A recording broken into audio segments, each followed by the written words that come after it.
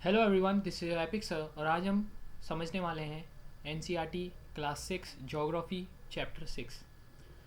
इस चैप्टर में हम जानेंगे कि इंडिया के फिज़िकल डोमेन्स के बारे में कितने टाइप्स की होती हैं और कितनी डिफरेंट होती हैं एक दूसरे से, और क्यों एक इंडिया को एक डाइवर्स कंट्री बोला जाता है। ऐसा अक्सर बोला जाता है यूनिटी इन डाइवर्सिटी, तो इसको भी हम आज समझेंगे। सो सबसे पहले मैं शुरुआत करना चाहूँगा। हेलो एवरीवन, आशा करता हूँ आप सब लोग अच्छे होंगे। तो चलिए उस चैप्टर को शुरू करते हैं। Our country India. India is a country of vast geographical expanse. अब इस टर्म को थोड़ा हम समझते हैं कि जोग्राफिकल एक्सपांस का मतलब क्या कहना चाह रहा है। इसका मतलब है in terms of size and scope India काफ़ी बड़ा लैंड वाइज एरिया है जोग्राफिकल टर्म्स में। तो साइज़ और उसमें काफ़ी ये बड़ा है, लार्ज है, जिसके कारण इसमें अलग अलग तरह के फिजिकल डोमेन्स भी हमें देखने को मिलती हैं। उनके बारे में हम आगे पढ़ने वाले हैं। In the north it is bounded by the Lofty Himalayas. Lofty का मतलब होता है बुलंद, और हिमालयस जो हमारे हिमाचल के जो पर्वत हैं, हिमालय जिनको हम नाम बोलते हैं, तो लॉफ्टी हिमालयस का मतलब ऊंचे ऊंचे जो पर्वत हैं उस साइड नॉर्थ में। The Arabian sea in the west, the bay of Bengal in the east and the Indian ocean. अगर आपने ये सब नहीं देखे तो हम आगे इनको मैप में भी देखने वाले हैं।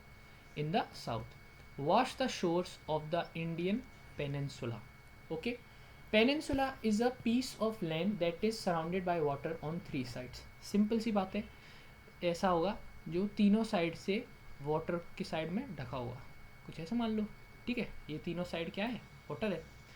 India has an area of about 3.28 million square kilometres. 3.28 का मतलब हो गया 3.28 मल्टीप्लाई बाई उसके आगे 1 2 3 4 5 6, 6 जीरो लगा दो, इतना स्क्वायर किलोमीटर एरिया है इंडिया का, अगर मिलियन आपको ऐसे समझ में नहीं आया हो तो। The north south extend from Ladakh to Kanyakumari. North south का मतलब क्या, नॉर्थ से लेके नीचे साउथ तक का जो एक्सटेंट है वो अराउंड है आपका 3200 किलोमीटर्स।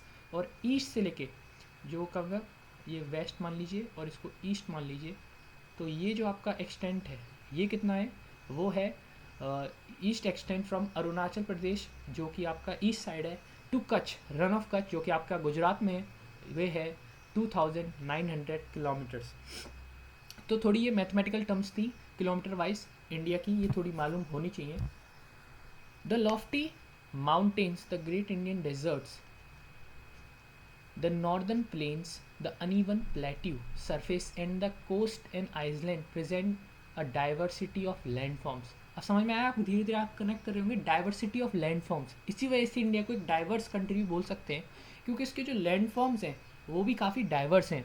उसकी लैंग्वेज भी जो हर हम छोटे छोटे जैसे हम थोड़े जो 100 किलोमीटर पे उसकी लैंग्वेज बदलती है, हमारा कल्चर बदलता है, वैसे ही हमारी जो लैंडफॉर्म्स हैं वो भी डिफरेंट है। तो ये सब हमको समझना है कि क्या होते हैं। वैसे आपको पता ही होगा माउंटेन्स, फिर आता है आपका डेजर्ट्स, जो बिल्कुल वहाँ पे फूड कल्टिवेशन का प्रॉपर नहीं होता, काफ़ी ज़्यादा रेतीले मैदान होते हैं। Northern plains, uneven plateau, plateau थोड़ा लिफ्टेड एरिया होता है, ऐसा होता है, ऐसा होता है प्लेट्यू, ये प्लेट्यू हो गया है ना। और कोस्ट जो कि हम उस साइड पढ़ते हैं, जो सी के साइड में कोस्ट होते हैं वो कोस्टल एरियाज बोलते हैं। आइसलैंड जो कि सराउंडेड बाय वाटर होते हैं बिल्कुल। और present a diversity of landform. Okay, there is a great variety in the climate. अब मैं क्लाइमेट और थोड़ा वेदर में भी आपको थोड़ा डिफरेंस बताना चाहता हूँ। वेदर क्या होता है, वेदर होता है day to day atmospheric condition. यहाँ पे डे टू डे हम चीज़ों को देखते हैं, एटमॉस्फेरिक कंडीशन क्या है। और जहाँ पे क्लाइमेट जो होता है वो काफ़ी लॉन्ग पीरियड ऑफ टाइम के लिए होता है, मतलब हम कह सकते हैं average of weather is climate. ठीक है, vegetations, wild life as well as in the language and culture. हमारी जो वेजिटेशंस हैं, जो प्लांट्स हैं, ऐसे ही हमारा वाइल्ड लाइफ है और वैसे ही हमारा लैंग्वेज और कल्चर, इनमें भी हमें काफ़ी डाइवर्सिटी देखने को मिलती है। तो हम इन चीज़ों से अंदाज़ा लगा सकते हैं कि इंडिया क्यों एक डाइवर्स कंट्री है और क्यों ऐसे यूनिटी एंड डाइवर्सिटी बोला जाता है। In this diversity we find unity that is reflected in traditions. Tradition जो हमारे चले हुए आ रहे हैं कल्चर में, that bind us as one nation. India has population of more than 120 crore. अब 120 करोड़, ये 2011 का सेंसस है, अब के हिसाब से तो करीबन करीबन 146 करोड़ की हमारी आबादी हो चुकी है एज ऑफ मार्च 2025 146 करोड़ की हमारी पॉपुलेशन है. It is the second most populous उस टाइम 2011 में. अब तो हम नंबर 1 पे हैं. अब पता नहीं इस बात पे गर्व करना चाहिए या फिर चलो ठीक है, कहीं ना कहीं तो है. पर the second most populous country of the world after China. वैसे गर्व भी करना चाहिए यार किसी चीज़ में तो. हाँ तगड़े हैं ना. Large countries which stretch extensively from east to west do not have a single standard time for the whole country. The USA and Canada have 7 and 6 time zone respectively. Russia के हमने वैसे पढ़ रखे हैं पहले भी. रशिया का 11 होते हैं और सबसे ज़्यादा जो टाइम जोन होते हैं वो आपके होते हैं फ्रांस के. कितने होते हैं? 12. और अगर वैसे देखा जाए तो 13 अगर ये अपनी एंटार्क्टिका और उसकी जो एरिया है उसको भी ये क्लेम करता है. तो locational settings. India is located in the northern hemisphere. Tropic of cancer 23 degree and 30 minutes north, जो कि इससे पास करता है. ये नॉर्दर्न हेमिस्फीयर में लाई करता है. मतलब कि अगर ये ग्लोब है और इसको मैं ऐसे बांट दूँ, ये आपका नॉर्दर्न हेमिस्फीयर है, ये सदर्न हेमिस्फीयर है, तो इंडिया इस जगह पे लाई करता है. ठीक है. और ट्रॉपिक ऑफ कैंसर इसकी ऐसे पास होकर जाती है. ये इक्वेटर होता है बीच में इक्वेटर, और ये है आपका tropic of capricorn. From south to north mainland of India extend between 8 degree and 4 minutes north, 37 degree and 6 minute north. ये ऐसे बोल रहा है कि अगर इंडिया अगर यहाँ पे है तो ये वाला जो पॉइंट है वो आपका 8 डिग्री एंड 4 मिनट नॉर्थ है, और ऊपर वाला जो पॉइंट है वो आपका 37 डिग्री 6 मिनट नॉर्थ है. लैटिट्यूड है. फ्रॉम वेस्ट टू ईस्ट, अब ये यहाँ पे ऐसे बात करेगा इस वाले एरिया की. West to east, India extends between 68 degree and 7 minutes north east and 97 degree 25 minutes east longitude है इसके. latitude longitude हमने पढ़ी रखे हैं. If we divide the world into eastern and western hemisphere, which hemisphere would India belong to? Simple है, eastern hemisphere में belong करेगा. Due to great longitudinal extent of about 29 degree. अब longitudinal extent भी इसका काफ़ी है, और हम देखते हैं कि जब 29 डिग्री है तो इसमें काफ़ी ज़्यादा टाइम जोन, जैसे अब ये बड़ी कंट्रीज़ हैं तो इनका लॉन्गिट्यूडनल एक्सटेंड जो है काफ़ी बड़ा है, इसी वजह से इनको डिफरेंट टाइम जोन्स की ज़रूरत पड़ी. पर ऐसी चीज़ इंडिया में भी देखने को मिलती है. इंडिया में अराउंड 2 आवर्स का डिफरेंस है वेस्ट टू ईस्ट में. अरुणाचल प्रदेश में 2 घंटे पहले सनराइज़ हो जाता है, अरुणाचल प्रदेश में जो वहाँ पे है, और वहीं रन ऑफ कच्छ गुजरात में 2 घंटे बाद लेट होता है. तो ये भी डिफरेंस है. There could be a wide difference in local times of places located at two extreme points of India. As such, the difference between these two points would be about 2 hours. वही बात है. As you have learned earlier, the local time changes by 4 minutes for every degree. तो 29 को अगर आप 4 minute से करेंगे तो काफ़ी अच्छा 2 घंटे का अपना अप्रॉक्स आता है. The sun rises about 2 hours earlier in the east Arunachal Pradesh than in west Gujarat. और ये अरुणाचल प्रदेश में 2 घंटे पहले सनराइज हो जाता है, गुजरात में उससे लेट होता है. You have already read earlier why the local time of longitude of 82 degree and 30 minutes east has been taken the Indian standard time. क्योंकि हमें कुछ ना कुछ तो लेना था. एक सिंपल सा, गुजरात के लोग वहाँ पे अरुणाचल प्रदेश और यहाँ पे बात हो रही होती. अरुणाचल प्रदेश में बज चुके हैं 6 और गुजरात में अभी कितने बजे हैं? गुजरात में अभी भी कितने बज रहे हैं? 4, क्योंकि 2 घंटा लेट चल रहे हैं ना.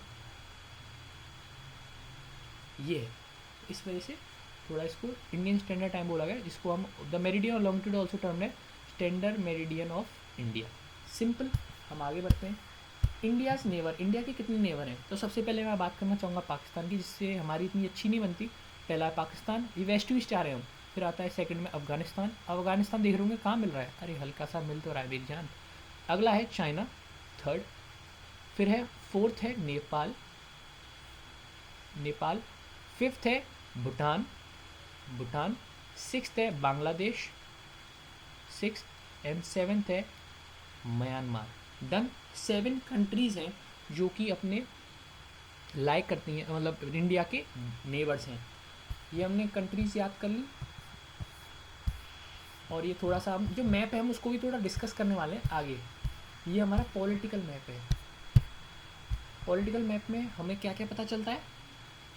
एक हमारा फिजिकल मैप होता है, हमने इसकी 3 उसके टर्म्स पढ़े थे. एक होता है हमारा फिजिकल मैप,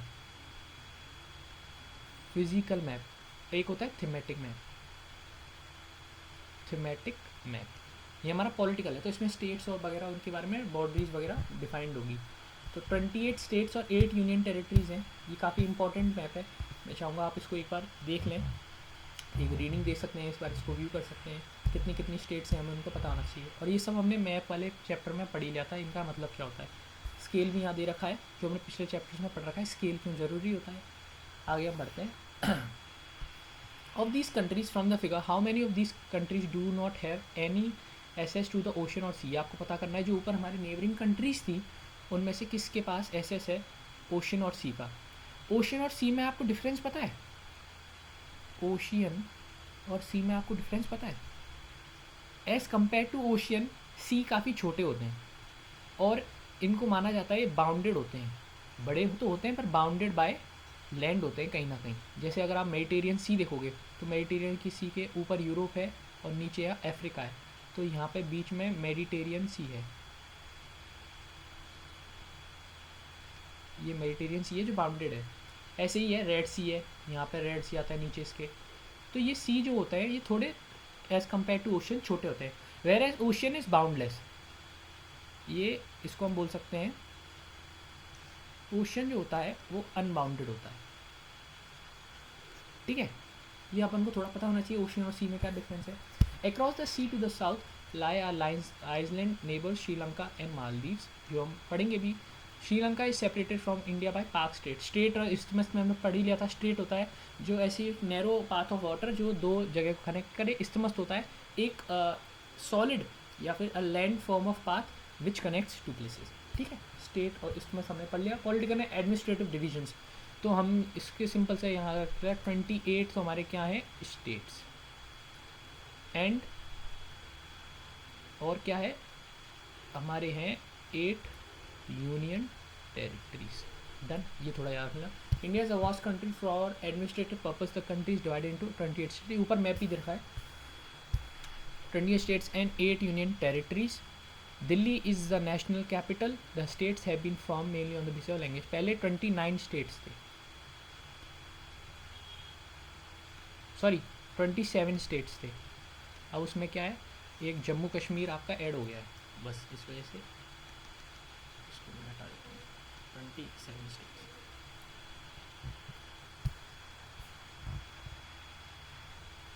फिजिकल डिविजन्स, पहले एलुवियल डिपॉजिट्स को हम पढ़ लेते हैं। These are very fine soils brought by rivers and deposit in the river basin. जैसे रिवर होती है, अब रिवर एरिया है यहाँ पे धीरे धीरे चलती कहीं ना कहीं अब साइड में अपना ये डिपॉजिट होता है, इसका क्या होता है डिपॉजिट। अब कुछ भी यहाँ पे एलुवियल डिपॉजिट है, ये मिनरल्स ही तो होते हैं जो सॉइल को और फर्टाइल बनाते हैं, इन्हीं के कारण तो सॉइल में फूड कल्टीवेशन बेस्ट पॉसिबल होता है। ट्रिब्यूटरी क्या होती है, अब जैसे रिवर है, एक ये मेन रिवर है और इसकी ये अलग अलग ट्रिब्यूटरीज अगर हों तो ये इसकी ट्रिब्यूटरीज होती हैं, ये हो गई इसकी tributaries. contributes to water to a main river by discharging it into a main river from either side, ठीक है। physical divisions, India is marked by diversity of physical features such as mountains, plateaus, plain, coast, islands। ये हमने पढ़ लिया था। physical divisions क्या है हमारे इंडिया के। standing as sentinels in the north are the lofty snow capped Himalayas। तो हिमालय से हम सबसे पहले पढ़ते हैं, मैं थोड़ा आपको इसको और समझाता हूँ। तो सबसे पहले आते हैं हमारे 3 उसमें डिवाइडेड हैं। पहले सबसे पहले आते हैं हमारे ग्रेटर हिमालयास और हिमाद्री, इसके नीचे आते हैं हमारे मिडल हिमालयास जो यहाँ पे दिख नहीं रहा है पर मैं आपको दिखाता हूँ। AMI डबल, एक सेकेंड, मिडल हिमालय, थोड़ा यहाँ पे लिखा नहीं आ रहा है पर मैं आपको लाइन से बता देता हूँ। ये तो हो गए हमारे ग्रेटर हिमालयास, हिमाद्री बोला जाता है, और ये मिडल हिमालयास और हिमाचल बोला जाता है इसको, और सबसे साउथ में होते हैं शिवालिक्स। ये आपको दिख रहा होगा, ये शिवालिक्स हैं, ठीक है। पहले इसको हमने पढ़ लिया तो इसको हम रीडिंग दे देते हैं। Himalaya meaning the abode of snow, जो बर्फ़ का घर। The Himalayan mountains are divided into 3 main parallel regions. The northern most is the great Himalaya और हिमाद्री बोला जाता है। द वर्ल्ड, जब वो सबसे ऊपर में नॉर्थन साइड में द हाईएस्ट पीक जो माउंट एवरेस्ट है वो उसी रेंज में लोकेटेड है। मिडल हिमालय और हिमाचल जो है वो साउथ और हिमाद्री में लोकेटेड है। मैनी पॉपुलर हिल स्टेशन जो हैं वो इस हिमाचल और मिडल हिमालयास में पाए जाते हैं। और द शिवालिक है वो सदर्न मोस्ट रेंज है हिमालयस की। इसके नीचे जो आते हैं, अगर आपको मैं दिखाना चाहूँ, फिर इसके नीचे अपना जो आता है वो आते हैं, जैसे शिवालिक्स हो गया, इसके नीचे ये आते हैं ये नॉर्दर्न प्लेन्स हैं। ये वाले प्लेन्स। यहाँ पे ये बहुत फर्टाइल लैंड है, क्योंकि यहाँ पे जो यमुना है, यहाँ पे गंगा है, वहाँ पे ब्रह्मपुत्र है, जिसके कारण यहाँ पे फर्टाइल लैंड है और काफ़ी ज़्यादा लोग यहाँ पे रहते हैं। मोस्ट पॉपुलस एरिया है ये इस जगह पे। The northern plains lies to the south of the Himalayas, northern Indian plains, they are generally level and flat. Plains मतलब सिंपल से आपको पता चल रहा है, प्लेन्स सिंपल ऐसे प्लेन एरिया होगा। These are form by alluvial deposit, हमने एलुवियल डिपॉजिट पढ़ लिया था। Laid down by the river Indus, Ganga and the Brahmaputra, ये तीन मेन रिवर्स हैं and their tributaries. These river planes provide fertile land, ये फर्टाइल लैंड हमें प्रोवाइड करती हैं किस लिए? कल्टीवेशन के लिए, फूड कल्टीवेशन के लिए। यही कारण है कि इस वजह से यहाँ पे जो पॉपुलेशन है वो कंसंट्रेशन है बहुत ज़्यादा वे में। और ये हमने पहले भी पढ़ चुका था जब हमने हिस्ट्री में पढ़ा था कि लड़ाइयाँ कहाँ जगह पे होती थी, किस रीजन के लिए लोग लड़ाई करते थे। जो रिवर के आसपास का एरिया होता था, क्यों? क्योंकि वहाँ पे जो उस टाइम पे फूड कल्टीवेशन ही मेन था। जिसके पास खाना है, जिसके पास फर्टाइल लैंड है, वो सबसे ज़्यादा अमीर है, वहाँ का सबसे ज़्यादा समृद्ध देश है या फिर एरिया है, और वहाँ का राजा सबसे ज़्यादा पावरफुल है। तो इसी वजह से आज भी हम देखते हैं कि जहाँ पे खाना वगैरह ज़्यादा मिलता है। आप देख सकते हैं डिज़र्ट पे कितने लोग रहते हैं, बहुत कम लोग रहते हैं, उनकी मजबूरी होती है वहाँ रहना, जहाँ पे शुरुआत से रह रहे हैं। पर जो पॉपुलेशन है वो सबसे ज़्यादा इन्हीं प्लेसेस की होती है, क्योंकि यहाँ पे फूड कल्टीवेशन सबसे ज़्यादा होता है। In the western part of the India lies the great Indian desert, जो हमने थोड़ा सा अपने को वापस दिखा भी देता हूँ मैं आपको। ये अपना ग्रेट इंडियन डेजर्ट है, ये वाला ग्रेट इंडियन डेजर्ट। इसके नीचे अरावली रेंज, रेंज क्या होती है? जो अनइवन, जो माउंटेन्स, ये काफ़ी अनइवन होती है, और माउंटेन्स प्लेट्यू वैली से बनी होती है, थोड़ा एलिवेटेड लैंड हम इसको कह सकते हैं। जैसे कि हम अरावली रेंज देख रहे हैं, ये माउंटेन्स की रेंज है। ऐसे ही विंध्यान रेंज है, ये विंध्यान रेंज है, सतपुरा रेंज है। अरावली जो रेंज है वो काफ़ी ओल्डेस्ट है इंडिया वर्ल्ड के अनुसार भी, और विंध्यन रेंज है और सतपुरा रेंज है। यहाँ पे नदी है नर्मदा और तापी, ये कहाँ ड्रेन होती है? ये हमारी अरेबियन सी में ड्रेन होती है, हम इसके बारे में और पढ़ेंगे भी। और काफ़ी रिवर्स हैं जो बे ऑफ बंगाल में ड्रेन होती है। तो थोड़ा मैं आपको इसके बारे में भी बता देता हूँ। जो हमारे वेस्टर्न साइड में है वो हमारे अरेबियन सी है, और जो हमारे ईस्टर्न साइड में है वो हमारा बे ऑफ बंगाल है, और उसके नीचे जो साउदर्न साइड में आता है वो आता है इंडियन ओशियन। और यहाँ पे जो ईस्टर्न साइड है, यहाँ पे आते हैं अंडमान एंड निकोबार आइलैंड, और जो इस साइड है वो आते हैं लक्षद्वीप आइलैंड, जो यहाँ पे लिखे भी हुए हैं। ठीक है, इसका थोड़ा सा आइडिया देना था आपको। लक्षद्वीप आइलैंड, अंडमान और निकोबार आइलैंड, क्योंकि इसके बारे में पढ़ेंगे और पता होना चाहिए किस साइड है अपने। द ग्रेट इंडियन डेजर्ट है अपने वेस्टर्न साइड में। It is dry, hot and sandy stretch of land. यहाँ पे ज़्यादा लोग नहीं रहते, क्योंकि यहाँ पे फूड कल्टीवेशन पॉसिबल ही नहीं है। यहाँ पे खाना नहीं है, वहाँ पे लोग क्या रहेंगे, क्योंकि फूड ही तो अपनी सबसे ज़्यादा नीड है। टू द और इसको हम पढ़ लेते हैं। The Ganga and the Brahmaputra form the world largest delta, Sundarban delta. Delta क्या होता है इसको भी समझ लेते हैं। Delta is a triangular in shape, it is an area of land formed at the mouth of the river, where rivers enter the sea, that point was called the mouth of river. तो मतलब एक तरह से मान लीजिए सी है और इसमें ये एंटर कर रही हैं, ये मान लीजिए गंगा हो सकती है और ये ब्रह्मपुत्र आया, तो यहाँ पे अपना डिपॉजिट भी बना देती हैं। ट्राइंगुलर वेट में डिपॉजिट इनका जनरेट हो जाता है, और ये इसको हम डेल्टा बोल देते हैं इस जगह को। ठीक है। To the south of northern plains lies the peninsular plateau. Peninsular plateau है, अगर आप देखना चाहें ये सब हमें प्लेट्यू है वगैरह ऊपर की साइड मैप में। फिर आता है it is triangular in shape, और the relief is highly uneven. This is a region with numerous hill range, Aravalli range, और फिर one of the oldest range of the world. Border it on the north west side the Vindhya and the Satpura range. और विंध्या और सतपुरा से कौन सी river निकलती है? नर्मदा और तापी, जो हमने ऊपर देख ली थी। ठीक है। These are west flowing rivers that drain into the Arabian Sea, ये अरेबियन सी में ड्रेन होती है। The western Ghats of the Sahyadris border the plateau in the west, and Eastern Ghats border the eastern boundary. अब मैं आपको थोड़ा समझाना चाहता हूँ। ये हमने समझ लिया विंध्या रेंज और अरावली रेंज और सतपुरा रेंज, और ये जो रिवर नर्मदा तापी है ये अरेबियन सी में ड्रेन करती है, और बाकी जो रिवर है दूसरी साइड में महानदी वगैरह गोदावरी, कृष्णा, कावेरी, ये बे ऑफ बंगाल में ड्रेन करती हैं। और फिर हम पढ़ते हैं घाट्स के बारे में। घाट्स वही है ईस्टर्न घाट्स, वो पहाड़ के रेंज। ईस्टर्न घाट्स जो हमको देखने को मिलते हैं, ये वाले जो घाट्स हैं ये काफ़ी कंटिन्यूस हैं, वेयर एज जो आपके वेस्टर्न घाट्स हैं वो काफ़ी कंटिन्यूस हैं, और ईस्टर्न घाट्स हैं वो इतने कंटिन्यूस नहीं है। और इनके साइड में ये जो कोस्टल एरिया है, जो पानी के साइड का जो एरिया है, ये ईस्टर्न घाट्स में हमें काफ़ी ब्रॉड देखने को मिलता है, और वहीं पर जो वेस्टर्न घाट्स का जो कोस्टल एरिया है वो काफ़ी नैरो देखने को मिलता है। तो ये भी हमें देखने को मिलता है। धीरे धीरे आपको थोड़ा आइडिया लग रहा होगा कि इंडिया कैसा देश है और कैसे कैसे डिफरेंट फिजिकल जोन्स हैं उसके। While the western Ghats are almost continuous, ये हमने पढ़ लिया। Eastern Ghats are broken and uneven. The plateau is rich in minerals like coal and iron ore, इनकी माइनिंग होती है और डिफरेंट डिफरेंट मिनरल्स को निकाला जाता है। To the west of the western Ghats and the east of the eastern ghats lies the coastal plains. Coastal plains.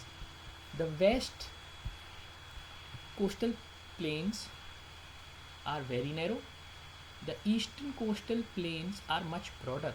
There are number of east flowing rivers. The rivers Mahanadi, Godavari, Krishna and Kaveri drain into the Bay of Bengal. हमने देख लिया. These rivers have formed fertile deltas at their low.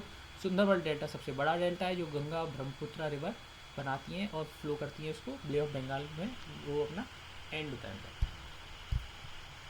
Corals are skeletons of tiny marine, ये हमें Lakshadweep island पे हमें coral island देखने को मिलते हैं, और क्या होते हैं ये पढ़ लेते हैं। Corals are skeleton of tiny marine animals called polyps.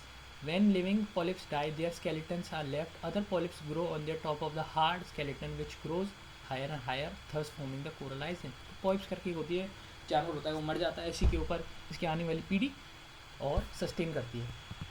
Okay, आगे हम पढ़ते हैं। ये एक छोटी सी पोएम है जो 2004 में जो सुनामी हिट करी थी अंडमान निकोबार आइलैंड, सुमात्रा वगैरह जगह पे, तो उसकी वजह से इस बच्ची ने इसको पोएम बनाई लिखी है, इस बच्चे ने ड्राइंग बनाई है। आगे पढ़ते हैं। लास्ट है, 2 groups of islands also form part of India. Lakshadweep island are located in the Arabian Sea, हमने बता दिया। दिस द कोरल आइलैंड, जो कोरल आइलैंड है वो इस साइड है, located off the coast of Kerala. The Andaman and the Nicobar Island lie to the southeast of the Indian mainland in the Bay of Bengal. Do you know which group of islands were affected by the tsunami in 2004? तो अंडमान और निकोबार के island थे, इनको काफ़ी दिक्कत हुई थी, मतलब दिक्कत का काफ़ी डिवास्टेटिंग था, डिस्ट्रक्टिंग वे में हिट करा था सुनामी ने इनको 2004 में। तो इसको आप देख सकते हो पेपर के थ्रू। और सुनामी क्या होती है? Tsunami is a huge sea wave generated due to an earth wave और द सी फ्लोर। डन। तो अब बनने कर लेते हैं एक्सरसाइज भी, आपको इजीली कर लोगे आप। फिजिकल डिवीजन वही माउंटेन्स, प्लेट्यू, डिजर्ट्स वगैरह। Indian share land boundary 7 countries, मैंने बताई थी आपको कौन कौन सी कंट्री थी। 2 major rivers follow in the Arabian Sea, Narmada और तापी। डेल्टा कौन सा फॉर्म होता है? Sundarban. States and union territories there are India 28 और 8। Which states have a common capital? ये आपका होमवर्क है, आपको देखना है। आपको इसी साइड मिलेगा, ये नॉर्थ वेस्ट साइड में मिलेगा, नॉर्थन साइड में मिलेगा आपको। Why do a large number of people live in the northern plains? Northern plains में ज़्यादातर लोग क्यों रहते हैं? क्योंकि वहाँ पे फर्टाइल लैंड है, जिसके कारण फूड कल्टीवेशन सबसे ज़्यादा होता है। एक ही फैक्टर है जिसके कारण लोग वहाँ पर सबसे ज़्यादा रहते हैं। Why is Lakshadweep known as coral island? ये भी हमने पढ़ लिया है। The southern most Himalayas are known as Shivaliks. Sahyadris are also known as, ये आपका होमवर्क है, एक इंपॉर्टेंट क्वेश्चन है, देखना हमने कहाँ पढ़ा, और नहीं भी पढ़ा तो थोड़ा आप देख लेना कहाँ से पढ़ा। The Palk Strait lies between the countries Sri Lanka and Maldives. Indian Sri Lanka, Indian Sri Lanka. The Indian island in Arabian Sea are known as, Arabian Sea में कौन से? लक्षद्वीप आइलैंड।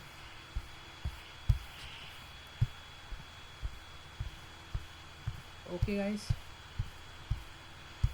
हमने चैप्टर पढ़ लिया है और आज के लिए इतना ही। शायद एक पेज था, वो एक्सरसाइज का ही था, इम्पोर्टेंट नहीं था। और ठीक है, थैंक यू गाइस।